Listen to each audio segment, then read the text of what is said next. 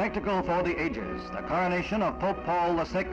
More than 250,000 persons throng the great square of St. Peter's for the rites that solemnize the elevation of Giovanni Cardinal Montini to the chair of St. Peter. He becomes the 262nd Pope and succeeds beloved Pope John XXIII. From the Vatican Palace, the procession winds through the square to an altar and throne on the steps of the Basilica. For the first time in a century, the rites are held outside. The Pope will receive the triple crown of the papacy before the greatest crowd ever to witness such a coronation.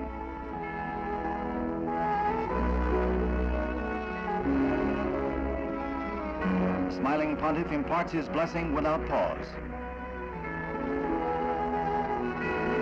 Ceremonies began at 6 o'clock to avoid the heat of day, and as dusk falls, the entire scene takes on an air of breathtaking beauty. Dignitaries from 80 countries are present. Presidents and kings like Baudouin of Belgium, princes and prime ministers, all are joined together in prayers for the success of Pope Paul's reign. He celebrates the pontifical mass at an altar that faces the crowd.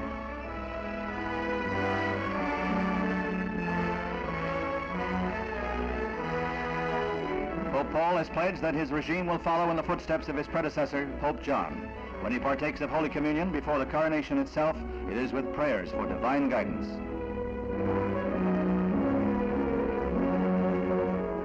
The traditional papal tiara flanks a crown presented by the people of Milan, where he was once Archbishop. Cardinal Dean Ottaviani uses their gift to proclaim that Pope Paul VI is the supreme spiritual ruler of 500 million Catholics. The Pope addresses the world in 9 languages, promising to devote himself to greater mutual charity and peace among all peoples.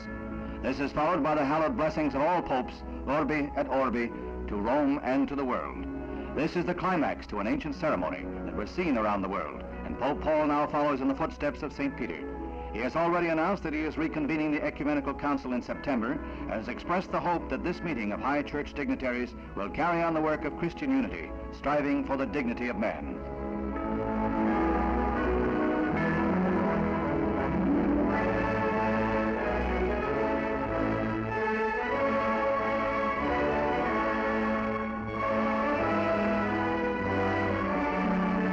Once more, the Pope is borne through the crowd.